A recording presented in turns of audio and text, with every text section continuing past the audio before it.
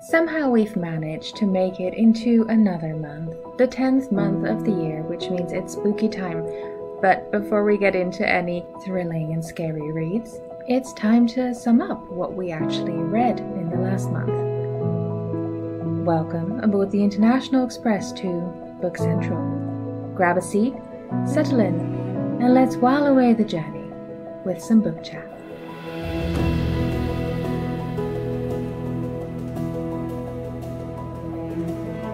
Now, before we get into any of the books I read, I owe you an apology, because this episode is late. Life somehow manages to get in the way sometimes, and I had a massive deadline last Friday. So when it came around to recording the episode, I figured, I think everyone is better off if I do this next week. So here we are, a little bit late, but nonetheless, we are here. Now, I had kind of expected that the amount of work I had to do in order to meet my deadline at the end of September, that I wouldn't really get around to reading much, but it turns out procrastination, or at least the desire for it, is incredibly inspiring and stimulating. So I actually got quite a bit read. Quite proud of myself. So I'm looking forward to telling you about all of those books. The first book I read is called With Regrets by Lee Kelly, which is kind of like a mix between suburban drama, Imagine Some of the Real Housewives, but also science fiction, speculative fiction, maybe a little bit of paranormal fiction, and all of that come together. So we follow Liz, who is a scriptwriter who works on kind of like these apocalyptic sci-fi novels as well as TV shows, and she's very cool and edgy, and she's kind of not vibing with the suburb where she, her husband, and their 2 kids live. All the mums there are very preppy, and she just feels like she doesn't fit in. And worst comes to worst, they've been invited to a dinner party by the worst mum in the burbs, and she also just happens to be an Instagram lifestyle influencer who's just made up of hashtags and Instagram filters. So Liz is not looking forward to this evening. Her sister's also meant to arrive, so she's already like, must I go to this dinner party? Can I not just like go pick up my sister at the airport? Must we? And her husband's like, yes, we need to settle into this suburb and make friends so I can join the golf club. And she's like, maybe I should get a divorce. Anyway, so they're at this dinner party. For some reason, she can't really reach her sister, and then the news starts reporting about these weird clouds that are glimmering in the sky, and that they shouldn't go outside, and that it's dangerous. And of course, all these people try to rush back to their children, but it becomes very clear that being outside is not safe. So they have to retreat back to the house where they had the dinner party with this really fancy, rich lady who's obsessed with her Instagram account, and try to survive.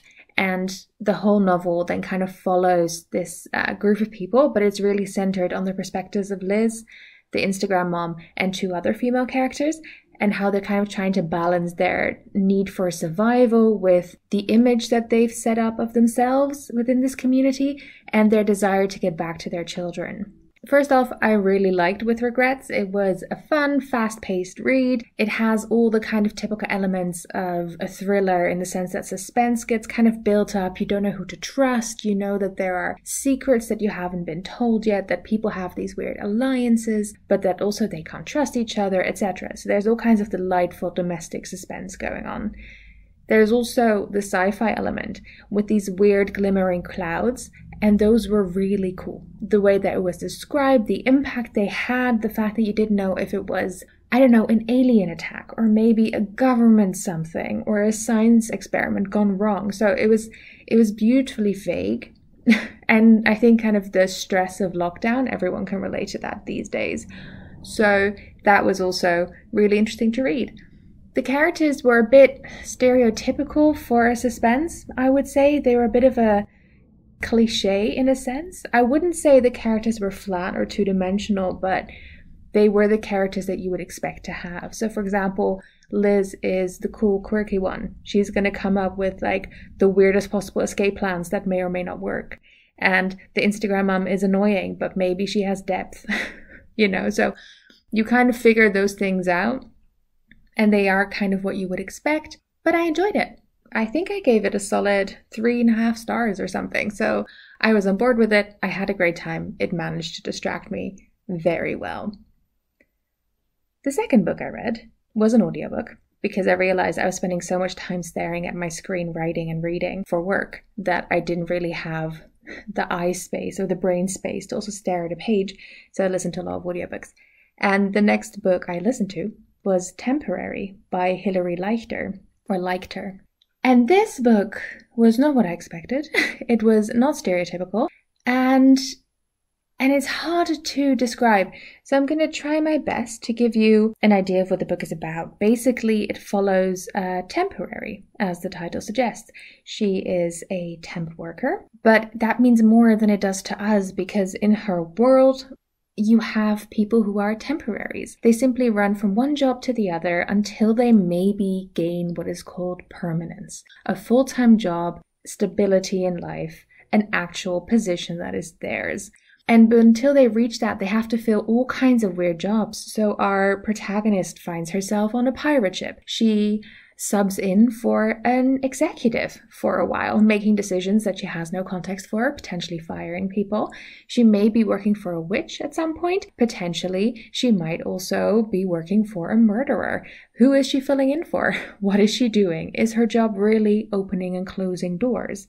There's so many questions about this novel because it takes this kind of concept of being a temporary person striving towards permanence. I think that's a thought or a theme probably a lot of people can identify with, especially when you're still at the younger side of life, which I'm kind of phasing out of. But when you're still at that side of life, you find yourself really looking for, okay, where's my place? Where can I settle maybe? Where are my roots? And Hilary Leichter kind of uses that theme and that idea to build a very abstract world around it, which makes complete sense because the underlying theme kind of resonates so well, I think, with probably everyone.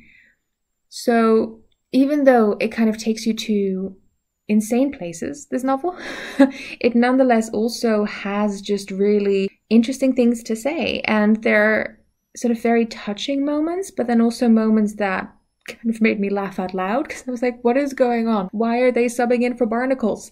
I didn't even know that was necessary.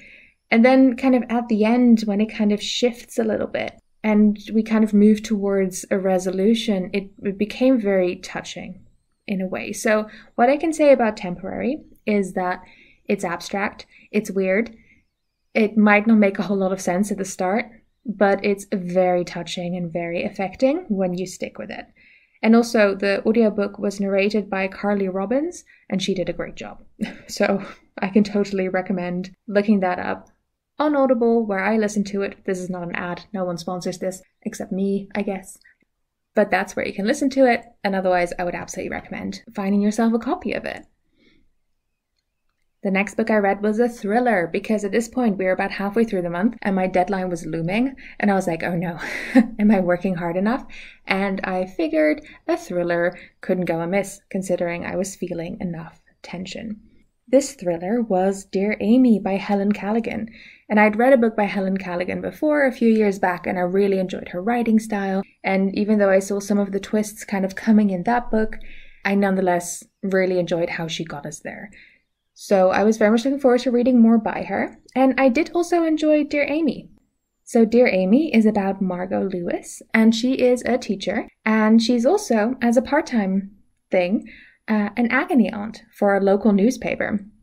In her advice column, which is called Dear Amy, she kind of gets letters from all kinds of people about all kinds of issues they might have. What's kind of playing in the background is that for a few weeks now, one of her previous students, one of the students from the school, is missing. No one can find her. They think potentially she's run away, that maybe she's one of those teenagers who got sick of her parents and just left, because that's what teenage girls do. But no one's really looking for her until Margot gets a letter from a girl called Bethan Avery, who has been missing for years. And I mean years. I think it's 2-3 decades almost. Suddenly this girl, who should now be a woman, if she's alive, she's been missing, no one knows. But she's now sending Margot letters saying, please find me. Here is all I can remember from where I am and how he got me. I think the man said this was his name when he kidnapped me. And of course Margot has no idea what to do. So she reached out to the police, and the police is like, that's a prank. She kind of keeps pushing, and eventually she gets linked up to some kind of cold case unit that is still kind of looking into this situation. And they start paying a bit closer attention to what's going on and figuring out if maybe Bethan is alive. And if yes, maybe she has information, and maybe that can help them find Katie, who is the girl who's been missing since 3 weeks. In the background to all of this, Margot's life is kind of falling apart. Her husband is an annoying person and they're getting a divorce, maybe. Or maybe they're just separating, or maybe they're getting back together. That storyline wasn't as relevant to me, but it kind of helped flesh out Margot's background a little bit.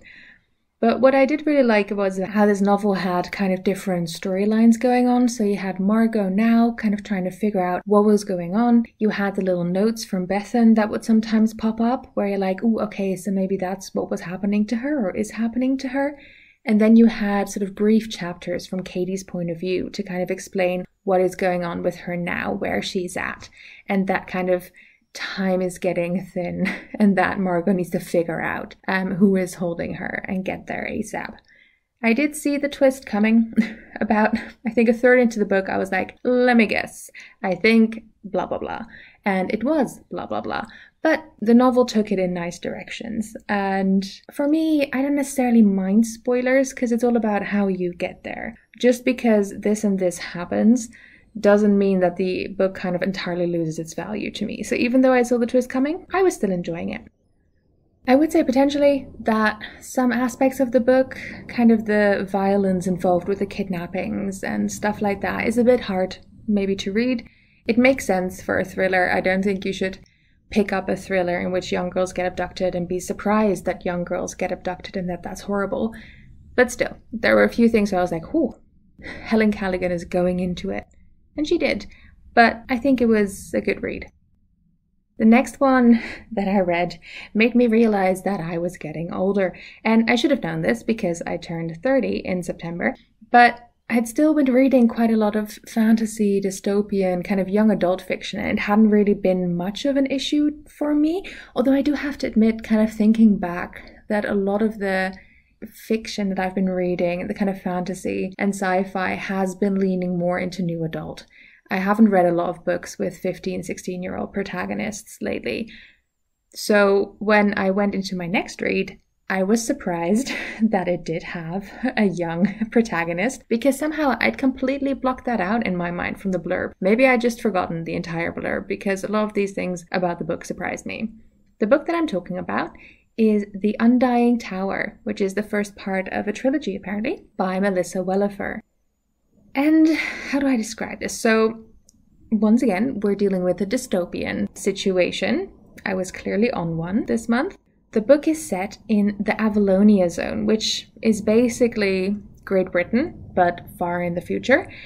And there have been some major crises, major wars, nukes might have been involved. I think they definitely were, because there's contagious zones. And in part, these crises were triggered by the discovery of the Undying, which is a very small part of the population who simply seem to stop aging at 25. And although they were only discovered like 80 or so years back, they seem to be undying. And that was already where I was like, okay, 80 years isn't that long.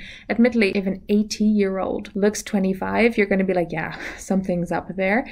But we don't know if they're going to live hundreds of years. But anyway, because of these undying, there are issues with overpopulation. The costs of the medical system are kind of rapidly getting out of control. At least that's the narrative, right? That these undying are a strain, that they are a burden on the system, and because of that, they're basically a lesser category of citizen in the Avalonia zone.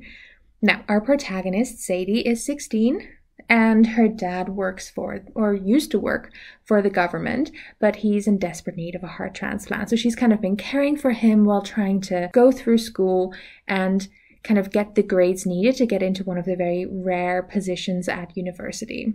In the background to all of this, there seem to be like weekly executions where undying who've somehow broken the law get just hanged, which is a bit extreme. And in the background of that, there is a rebel group called the Alchemists who are potentially causing terror attacks, etc. And at one of the hangings, which everyone needs to attend, there is a massive bomb explosion. Sadie kind of wakes up in what she thinks is a hospital, but actually it turns out she's in jail, and she is going to the tower. which is like a correctional facility where the Undying who are under 18 get sent because it's cruel to hang a child. And she gets sent there on some kind of weird convoluted mission.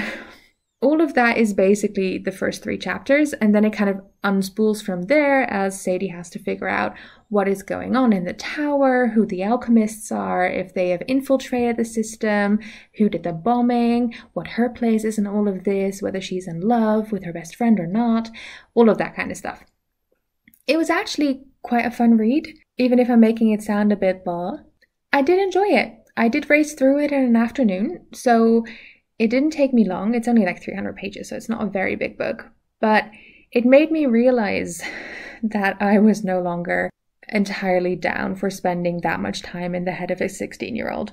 Even though Sadie wasn't a super annoying 16-year-old, you know, she's not like, oh my god this, oh my god that. So she's not the worst, but she is a teenager. Her perception is limited. She doesn't really understand how the world works. Also because as the protagonist, she kind of has to be in the dark about a lot of things so that we can learn about things with her, which I understand from a plot perspective, but is a little bit annoying. So I did enjoy The Undying Tower. I liked where Welliver was trying to go with it. I also appreciated the way she went about it, considering the young adult audience she was probably going for. I was not necessarily the audience for this. That's not a fault of the book. It's more that I need to actually start reading blurbs and making sure that I don't read books that aren't maybe necessarily meant for me anymore. I don't know if I'll read the rest of the trilogy. A part of me is a bit of a completist, so I'm like, yeah, no, I should read them, just so that I know where the story goes. But on the other hand, I'm like, no, you know where the story goes. You don't need to read it. So I'll update you on that. Speaking of being a completist, though, in the last, what we read, I talked about the All Souls trilogy that I was reading, how I'd read the first 2, A Discovery of Witches and the Book of Shadow? Yeah. Anyway, I talked about how I wanted to read the 3rd one, and I finally did. I went to the bookstore, I ordered an English copy because all the books in that bookstore are in German because I live in Germany. And it arrived within a day, and I was like, great, this is solid. This is much faster than Amazon. I should be supporting local bookstores. And I finally sat down and read The Book of Life by Deborah Harkness, which is the conclusion of the All Souls trilogy. I think there's technically a 4th book, which is like from Matthew's perspective, but I'm not necessarily super interested in that because Diana is my favorite part, really, of this entire trilogy. The Book of Life is the conclusion to this entire trilogy, which I think it's like this trilogy has like 1,500 to 2,000 pages in it, at least I think. And I think it takes place in the span of like a year and a half. So much happens to these people. I feel a little bit bad for them. But Diana and Matthew have returned from their time travel in Elizabethan London, and now they have to deal with all the crises that they kind of left behind them when they went into the past. And a lot has happened. There's political developments, some people might have died, some people might be about to be born. They have to really kind of face the music now. They have to chase down the manuscript that started it all in A Discovery of Witches. They have to kind of be as close as possible to each other, and yet at the same time they also have to make independent choices. So a lot gets kind of explored in their relationship, while that kind of central mystery around the manuscript that started all gets explored as well. I loved it. I wouldn't have loved it if I didn't love the first 2, and since I love those, of course I love the last one. That's circular logic, but it works in the book world. I really enjoyed it. Well, I think initially I was kind of quite into the romance. I just really appreciated Diana in this book. And she's really become one of my kind of favorite fantasy heroines, I think. Just also because, in contrast to the previous book, she is like in her early 30s. She's a professional woman. And I just loved reading that. To have someone be like, okay, I am mature, I have done things, we can actually face what's going on, we just need to make sure we don't lose our heads, etc. And also the magic in it is just, I really like the way that Deborah Harkness wrote the magic in this trilogy. It really worked for me. It was the right kind of mix between you can learn these skills and part of it is just innate and elemental. And I like that combination.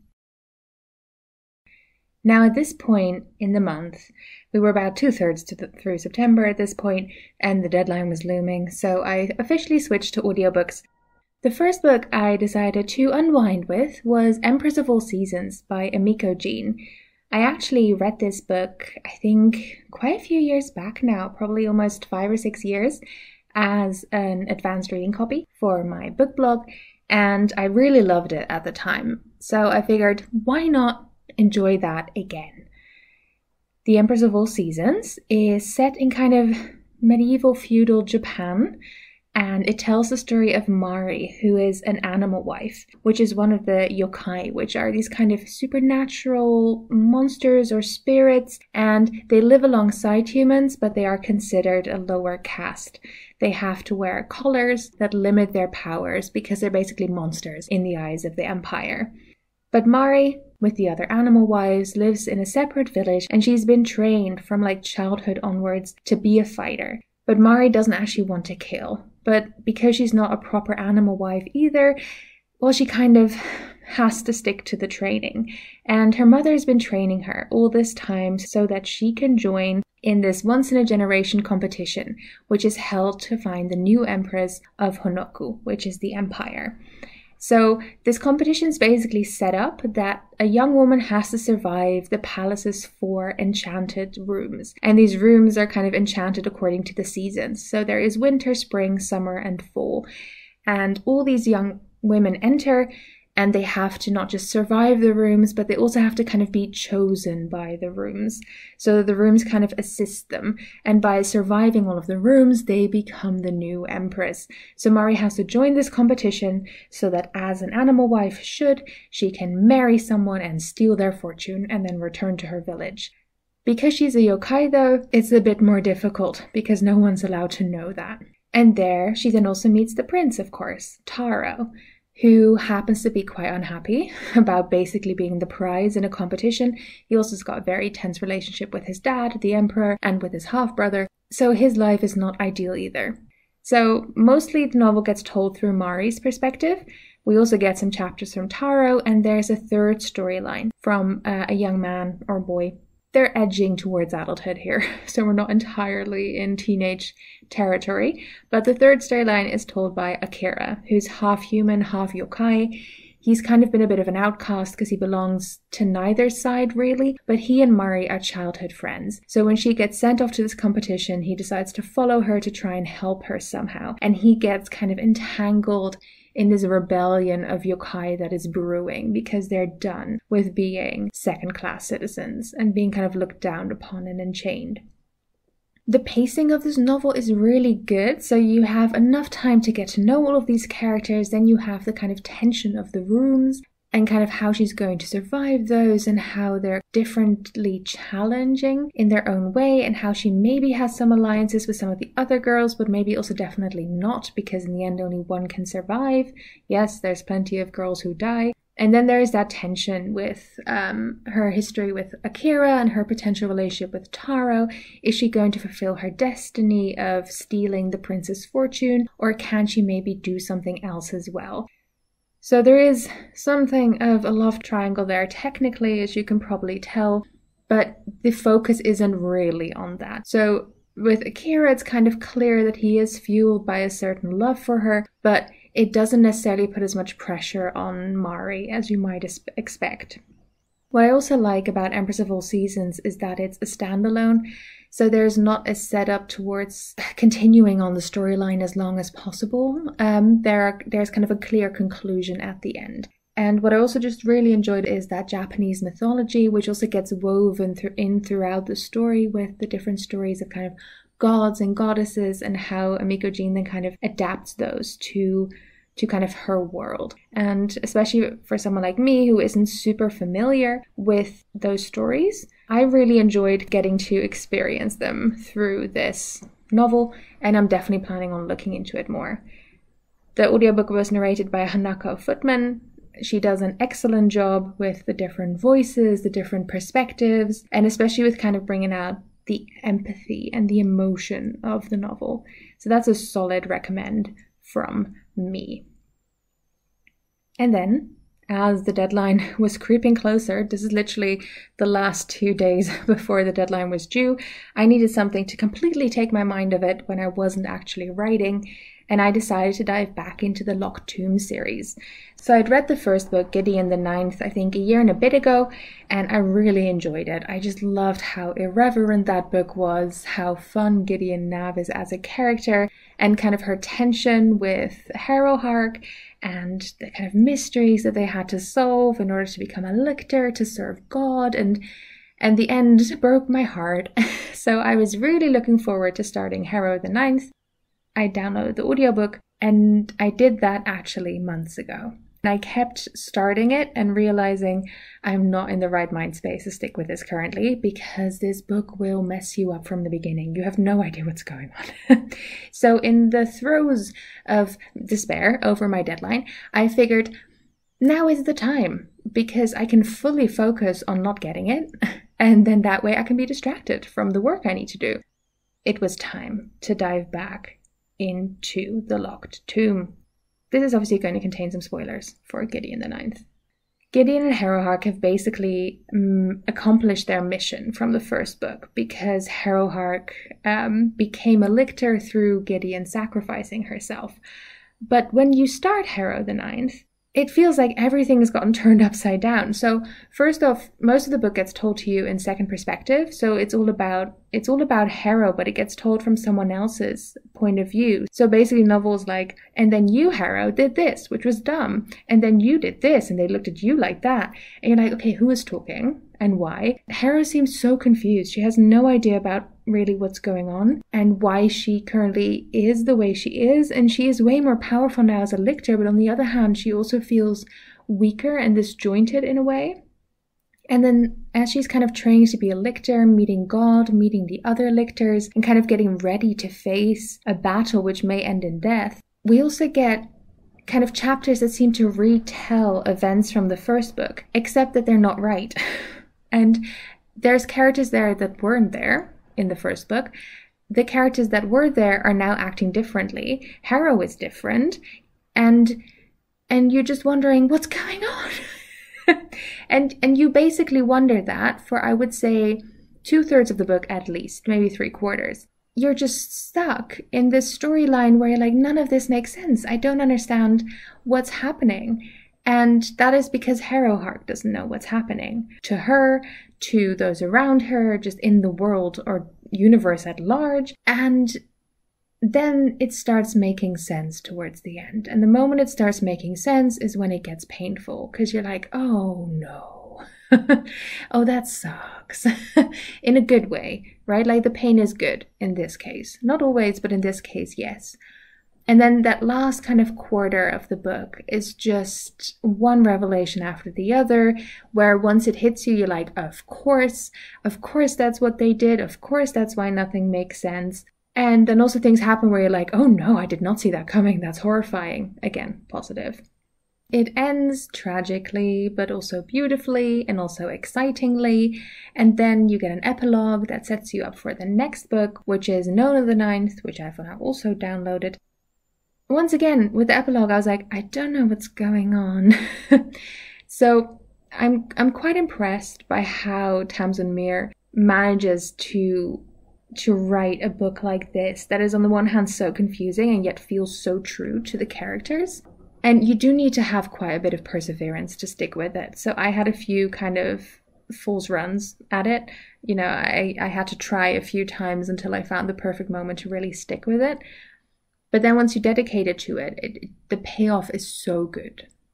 I really enjoyed this book, and I'm really looking forward to the next one, although I fear the next one might not be about Harrow and Gideon as much, which is a shame, but maybe the one after that will. Or otherwise, it's just a nice expansion of the world. I was just really amazed at what this book tried to do, and at the fact that it actually mostly succeeded with that as well. It was narrated by Moira Quirk, and she did a brilliant job. And I can't kind of exaggerate how well Moira Quirk did with narrating this book, because so much of it kind of depends on you kind of sticking with it, having a bit of an idea about what's going on because of the emotion she puts into her voice and into her descriptions of what's going on. Her voice work for all the different characters is really good, which also really helps because there's a lot of different characters. And she just completely sucked me into it even more. So I can really recommend the audiobook for this as well. And that's pretty much what I read this month. There is one more book I did read, which I will actually be talking about more later this month, which is The Art of Fantasy by S. Elizabeth. And if I'm lucky enough, she'll potentially join me on this podcast to talk about it. So that's something that will come to you in October, which we're already in, as well as some spooky reads, because it's the month of Halloween. The nights are getting longer and darker, so it's time to get spooky and mysterious. And that's it for today. If you have questions, thoughts on the book, or recommendations or requests for future episodes, feel free to leave a comment or send me an email at bookcentralpod@gmail.com. I'd love to hear from you. You can also subscribe to be informed when new episodes drop. You can find references to the materials used today in the description. Book Central is written and produced by me, and our music is by Scott Buckley. Thank you for joining me today on the International Express to Book Central.